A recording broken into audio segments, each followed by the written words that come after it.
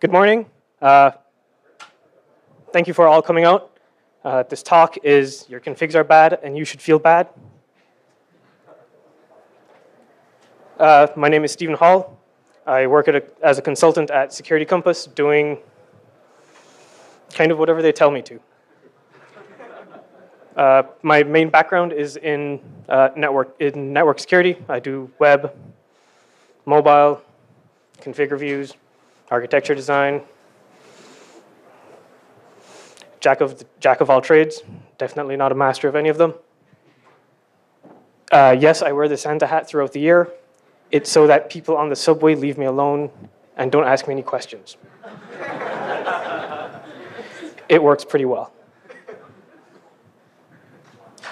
What this talk is about and why I chose to do it. So I've been to a couple of cons. I've spoken at some before. And a lot of the talks revolve around Windows. Why Windows is broken, how you can easily beat it. PowerShell is the new hotness. Everybody's talking about it. But everybody has at least one Linux box on their system that they just kind of like tuck under the desk and ignore. And those boxes are just as easy to break, pivot, as a Windows box would be. So I kind of decided, well, since not a lot of people are talking about it, I'll try and give it a shot. So what this talk will kind of cover is what are some of like the really common configuration issues that people have. Most people know them. Some of the more forgotten or uncommon issues, and hopefully how you can go about to fix them. How many people in the audience are on like an offensive team? Wow. On a defensive team? Okay, this works. So we're going to go over the things we know about. Slides like this have become really easy to manage over the last couple of years. I can just put logos up there now instead of like walls of text of like why these things are bad. So because this box is typically like under a desk, nobody knows who even manages it. So they tend to fall behind on patches, which is good for me. Because you don't patch, I get to elevate privileges if I have access to it. Thanks to like glibc ghost and heartbleed, I can extract information or gain a shell on it remotely. How many people here, when like heartbleed and glibc ghost came out, actually patched? How many of you actually thought you patched properly and end up actually didn't? So what happens is, for things like glibc and heartbleed, yes, you installed your new patch, but all of the services that use the vulnerable binaries were still running, were never restarted, and were still vulnerable to it. Does that ring a bell to anybody? And then you also have services such as like IBM, and like anything that statically compiles their own versions of these libraries along with you. So you've installed this application, you've patched your main operating system for it, but you're still vulnerable because IBM hasn't released a patch. And if you're lucky and you still have a service contract, you will hopefully get a patch for it when they feel like releasing it. Until then, you kind of just have it there on your network. Does that sound familiar? So the main takeaways from this one is just kind of, just because you've installed your update doesn't mean that you've applied it properly. And I've seen places go into places and it's like, yeah, we patched, we're good. Did you restart the service? No. Well, this is why I'm still seeing all of your information from Heartbleed. And this may or may not have happened like 2 months ago.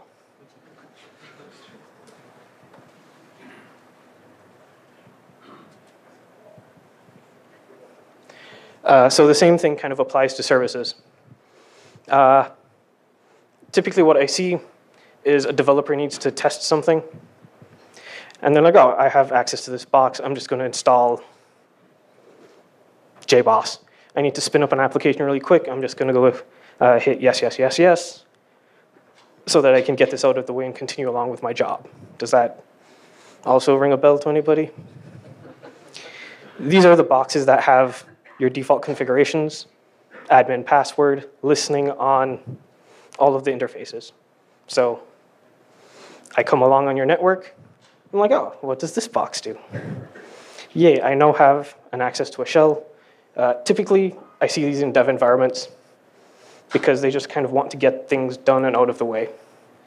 A common other thing I see for services is because they were trying to test something to get it working, they don't actually know what features they needed. So during the installation process, they're like, yeah, just install everything. I'll figure this out later. And then they never stop and go back and be like, well, I actually don't need like this interactive SQL editor. Or don't worry, guys, it's a feature. It's a feature. We'll fix it in prod. And then they never do. So kind of be aware of what your systems are doing and what people are installing on them. Just because they say it's for a test doesn't necessarily mean that they're right. So some of the things you can do about this. How many of you know when your servers were last patched? How many of you know who's in charge of patching those servers? Yeah. Everybody has at least that one box. It's like, oh, yeah, Brad used to manage this box. Where's Brad? No, he left 2 years ago.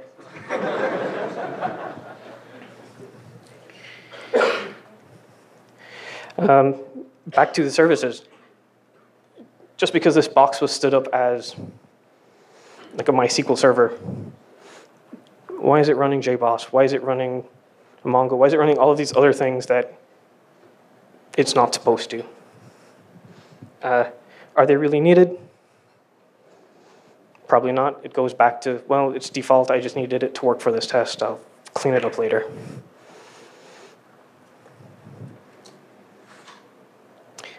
This umbrella kind of, they go hand in hand, passwords and permissions. So when I get on a box, on a Linux box, what I like to do is I like to check everybody's home directory. Because Linux by default will create new files and folders with the permissions of 755, meaning everybody has read access to this folder or file. And because of that, I know a lot of people, myself included, store a lot of things in their home folder, backups of things I'm testing that, in case I do fudge them, that I can revert. All of like my custom scripts are in my home folder.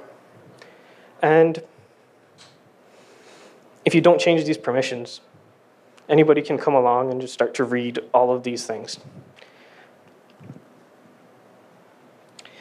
People may be wondering why fstab is under passwords. I have seen instances where a Linux admin needed to mount a Samba share on boot. I see some people smiling. They know what's coming next. On the Windows side, the share was configured properly to not allow anonymous access. So they put their DA passwords in the fstab file so that it could mount on boot. I wish I could make these up. These are real-world situations. So just because you can do it doesn't mean you should. There are cleaner ways to do it. None of them are actually much better, but they're at least not world readable. How many people know how many setuid files get installed by whatever third-party application you've installed on your server? Do you know what those files do? I don't. But I start to look at them, I'm like, well, this is not a part of your common Linux setuid files list. Maybe I'll take a deeper look at it. Maybe not during this assessment. Maybe I'll pull it down and start to look at it offline to see how it's doing things and if I can start to leverage that on, say, a later assessment or somewhere else down the line.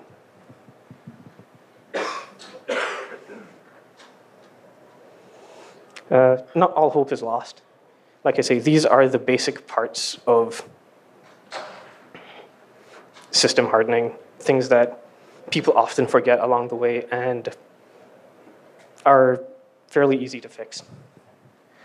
So what you can do, create a baseline of your systems. This kind of ties back into Hayden and Cheryl's talk. Like, if you don't know what your system is doing, you can't really identify when something's gone wrong or somebody else is on it. That being said, change your default UMask. The default is 022, which is the inverse of the permissions it gives, which never really made sense why they did it that way. But you may want to consider changing it to 077 so that when a user creates a file, that only they have access to it. But that's only part of it. This actually doesn't affect all the other files that they've created before. So you may also want to retroactively go back and be like, yes, I'm going to set each user's home directory to 700 and let them worry about the files underneath it. Or if you have root and you have the power, you could just do it yourself along all their files and then have them worry about why doesn't my script execute anymore. Don't store backups in world-readable places. I like this one because people store backups in temp or their home directories because, oh, I was just fixing something. I'm just going to put it here in the meanwhile, and some script will clean it up later. It'll be fine. And you don't necessarily need to do anything about the setuid files. Just be aware of them. I would say, if possible, delete them, but a lot of those applications start to go like really sideways when you delete files that they may or may not need.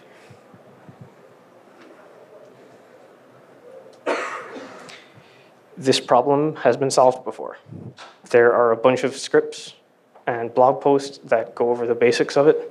They show you the commands that you can use to help identify these files, these directories.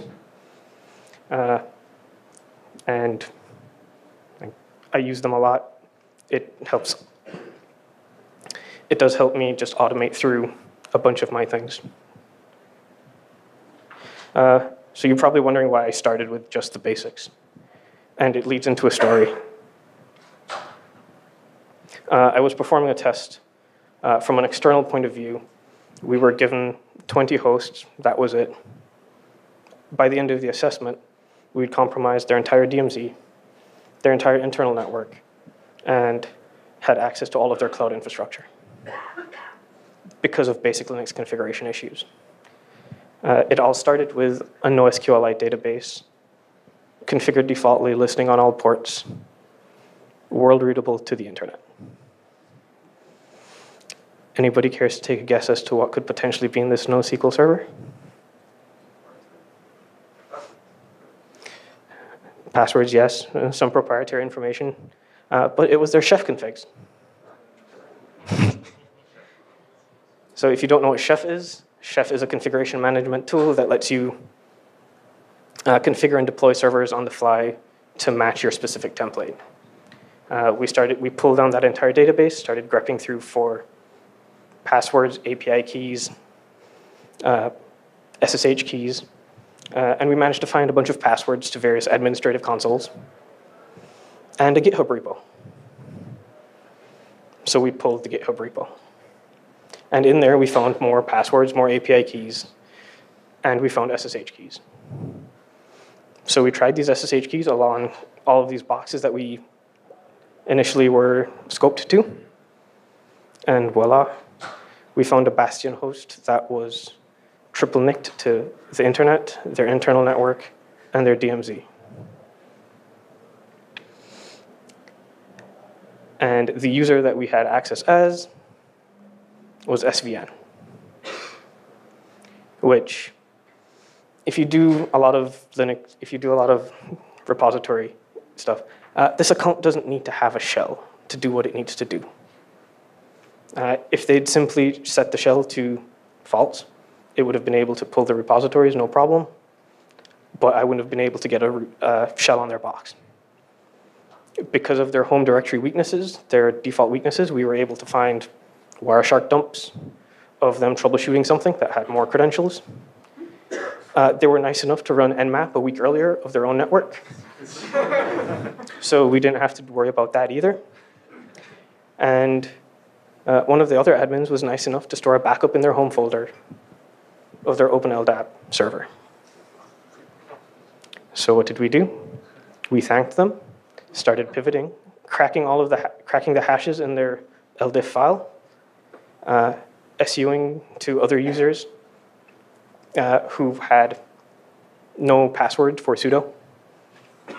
And then we started to scrape all of that other information from the box and use it to pivot to everywhere in their network. Not a single exploit was run. I didn't need to fire up Meterpreter or Metasploit. This is all from external to everything, from no privs. The keys to the kingdom. Everybody is worried about the APTs, when all of this stuff is still rampant.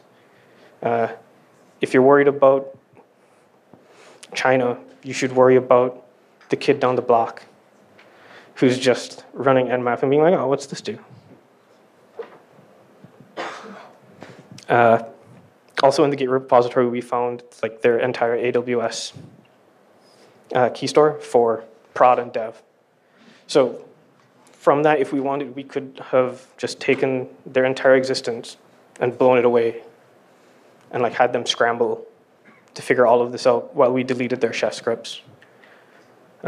What else we did do, because that NoSQLite database was admin by default, we added our SSH keys to all of their recipes and added a line that said, anytime you have a new instance, ping me, let me know, and I'll come and connect to it. And they were doing, at the time, this was a couple of years ago, so they were doing really nice things with like load balancing and Chef before AWS supported Chef natively. So they're doing all of this nice stuff. So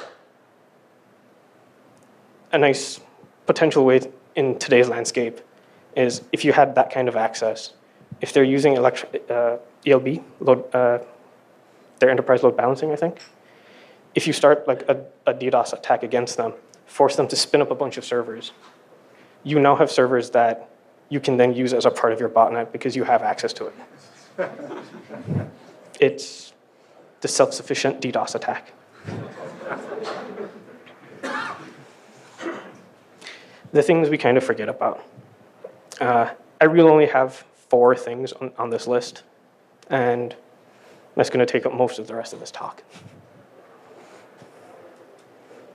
Oops.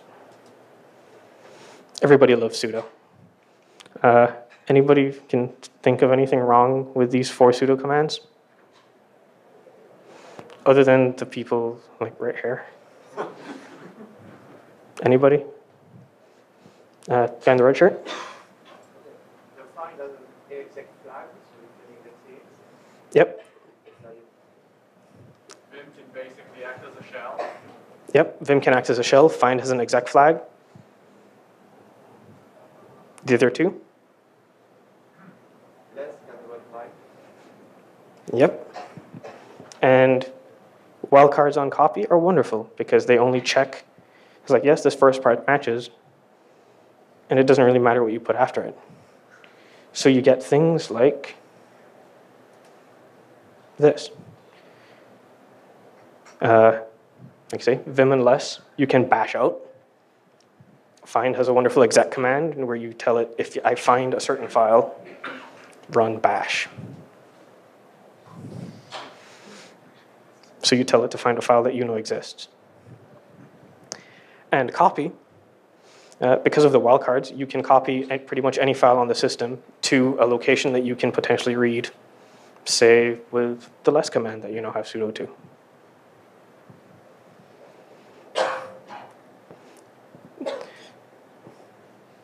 But there is some kind of hope for this.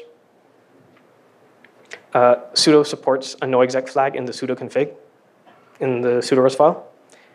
And what that tells it to do is pretty much when a process launches when a process is launched with sudo with this flag, if it tries to create a child process, don't let it. Sounds wonderful, right? It has its drawbacks. The noexec flag only works on natively compiled, dynamically linked files. If your file is statically linked, it will ignore it. So all of your wonderful libraries, if it's also compiled on a different system, it will not honor this flag also. So kind of be wary of where you use it, or at least make sure that what you're supplying it to will actually honor it. Yeah, know what you're giving sudo permissions to. While vim and less may seem like benign commands at first, if you give them specific actions to particular files, there are still breakouts for it. Try to avoid wildcards where possible. If they only need to read, say, if they only need to copy access logs for that from that directory to move it to a certain directory, make sure that you give it that particular, give it that particular full file path. So the picture underneath, if you can kind of see it, shows that when the noexec flag is set, that when you try to run the same breakouts that you would for, like, say, find or VI, it returns an error saying you're not able to spawn that shell, and you're kind of stopped there. The copy command is also useful in other places, and I'll kind of show that in, I think, the next bunch of slides where I get kind of lazy and couldn't bother resetting my terminal. The wonderful world of Kerberos. How many people actually have Linux boxes in their environment that use Kerberos? Wow, that's a lot less than I thought it would have been. Maybe this won't be as interesting then.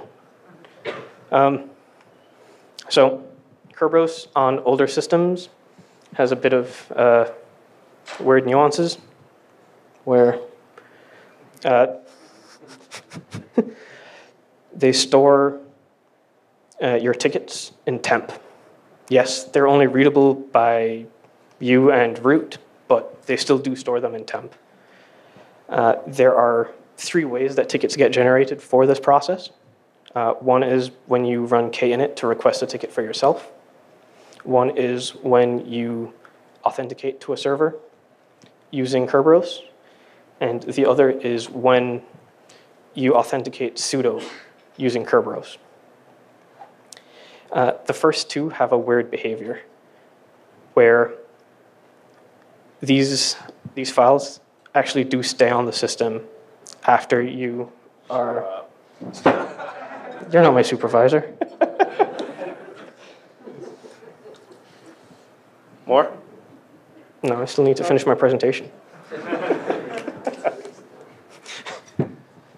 Thanks, Stephen. Thank you.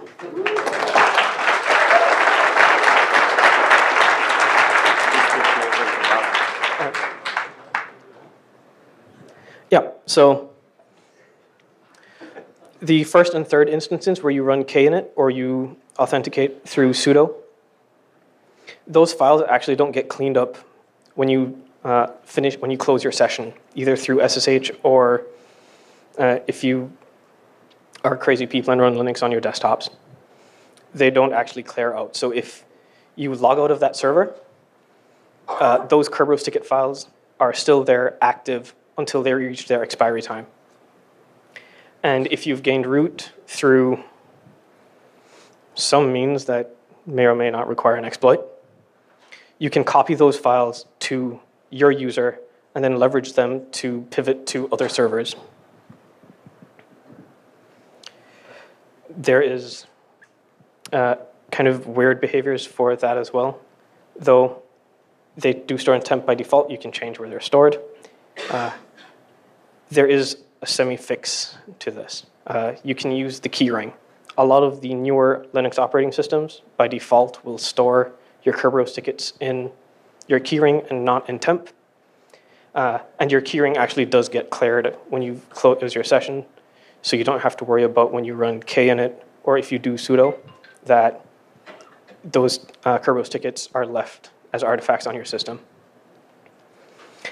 You can enable this by adding that wonderful default CC cache line to your KRB5conf file.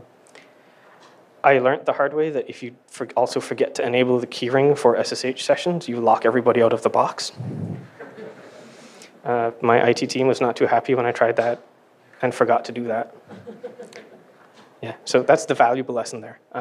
When you enable Kerberos, if it's on an older system that used to store it in temp, you also need to enable your keyring auto starts for SSH sessions so that when they try to run sudo, they don't get permission denied because they can't store that ticket in the keyring. So this is kind of how it works for me. If you look in temp, you can see that there are two files, one for KRB5cc underscore 1000, one for KRB5cc underscore 1001. The way these files are named are that they are that prefix with your user ID. So those last 4 digits are either your local user ID or your Kerberos user ID, depending on how you're authenticating initially. As you can see, or actually maybe not see. So the first file I have, I'm a user called Paul. I have 2 Kerberos tickets in temp, and I use that same sudo copy command that allowed the wildcards to pretty much copy that other user's key into my key space, overriding my Paul key. But when I run klist again, I now have an admin Kerberos ticket that I can then use to SSH as admin to other boxes or authenticate to web services that use Kerberos authentication on a Linux server. How many people actually knew about the Kerberos temp thing? No? Other than you, Jeff.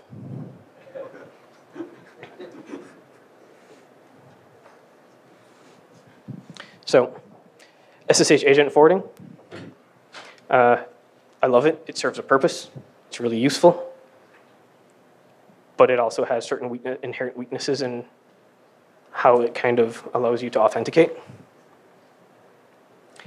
Because of that, you would typically use it if you're in kind of like a jump box environment where you SSH to a central server and that central server then has access to other servers behind it that you don't have direct access to.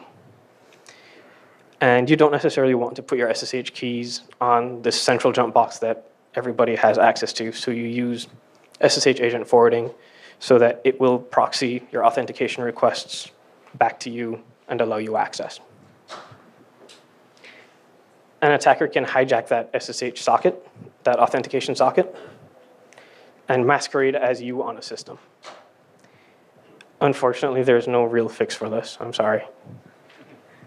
The only real solace I can provide you is if you're using servers that don't require, that aren't used as jump boxes, and you don't need to hit to gain access to anything else, is in your SSHD config, is disable SSH agent, disallow agent forwarding. Other than that, I'm not aware of a fix. If you happen to do know one, please find me afterwards. I'll be more than happy to hear it. Yeah, that one was a bit anticlimactic. I'm sorry, guys. But this is kind of how it looks from like an attacker's point of view. Similar to Kerberos, SSH agents will store that socket file in temp by default. Because it's a socket file and not an actual file, you can't store it in the keyring. So when an SSH agent starts, it creates environment variable SSH auth sock. If your agent is not stored in temp, what you can do is a quick and dirty method is to pretty much strings all of the envron files for each process and just grep for that environment variable. And you will now have all of the SSH agents that are currently listening on that server. You can then kind of like run ls against those files to see who actually owns them, to figure out which user you need to start to impersonate to see if you can gain access to any other systems. How I typically do it is I create the environment variable before the SSH command, and then execute the SSH command in one line. You can create the variable yourself and then export it as your environment variable so that it will pick up on it by default for whatever other sessions you use. It's just a matter of preference at that point. How many people know what SSH multiplexing is? 1, 2, a couple, okay. Anybody know what SSH master mode is? It's the same thing, really. So, SSH multiplexing is, I recently found out about this from a talk at DerbyCon as well, that you can use SSH multiplexing to bypass two-factor authentication codes.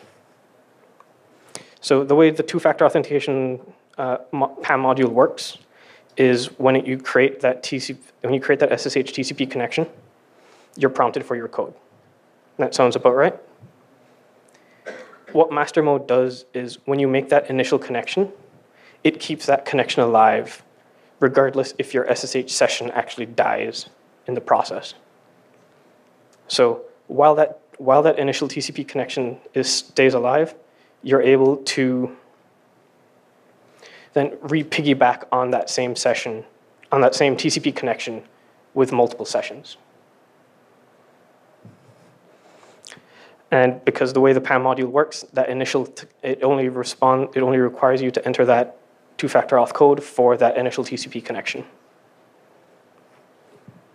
How this kind of looks is it would require somebody to modify either your Etsy SSH config or each user's SSH config that they're trying to target and enable master mode. So those three, the first block is what the attacker would use. The second block is what a defender can use. So the control master auto line will tell the SSH connection that try to establish a master mode connection whenever possible. The control path is where to store that socket by default. You can, as an attacker, you can tell it to store it anywhere that user would potentially have permissions. And you can possibly hide it so that they don't see it by default, unless some people alias ls to ls-a. And control persist is what tells the server how long to keep this connection alive for. So 0 tells it that I want to keep this connection alive for as long as you will let me. And what that allows is when, similarly to how you would use the SSH auth sock string, you can pass SSH, when you use SSH, you can pass the -s flag and point it to that file. And when you do that, SSH will renegotiate, check that that master mode connection is still viable and alive, and just piggyback on it. How you can disable it is you can set the max number of SSH, the max number of connections to 1.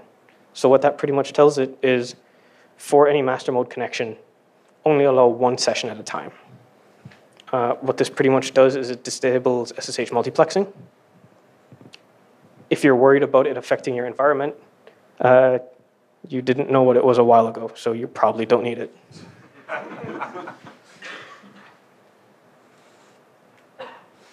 To kind of wrap things up,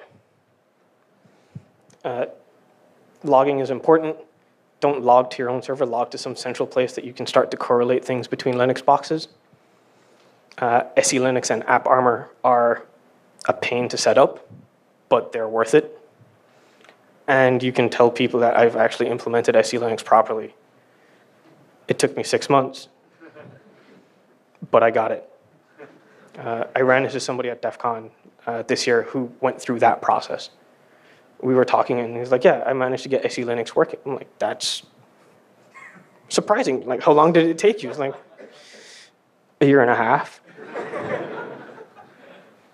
Because they were running like JBoss, SQL, they were running a bunch of things. So it took him a while to get it. But getting an actual working SE Linux policy is quite nice. And then we now get into the same thing where you tell Windows people the same thing. Your admin account should be separate from the account you use day to day. I personally believe, oh right, there was no disclaimer. These are the views of myself. They do not represent my employer. For admin accounts, when you're actually separating them, make it a pain to use. If it's a pain to use, they're less likely to use it in their day-to-day tasks. If you set up that it requires two-factor authentication to get your ticket, to log in, to run sudo, they will probably never use it unless they have to. And they'll probably find a way to bypass it. Which, from my point of view, is also good. If they can find a way to bypass it, that means somebody else can, and probably already has. So that's a nice way for you to figure out how they've gone around it, and for you to hopefully patch it. That's about it. Does anybody have any questions? I would have had a demo, but as you can see, I started late. I was running around like a chicken without a head. If you want to see any demos, come find me somewhere else. I'll gladly spin up some VMs and show you kind of like the practicality of it. But yeah, any questions? Concerns? Heckling? No, it doesn't run on Arch Linux. It's not a real enterprise Linux distro. Anything else, Jeff? Docker and Yes. The concepts are the same. what about like VGA interaction or accounting? Thanks, Jeff. Anybody else have any questions?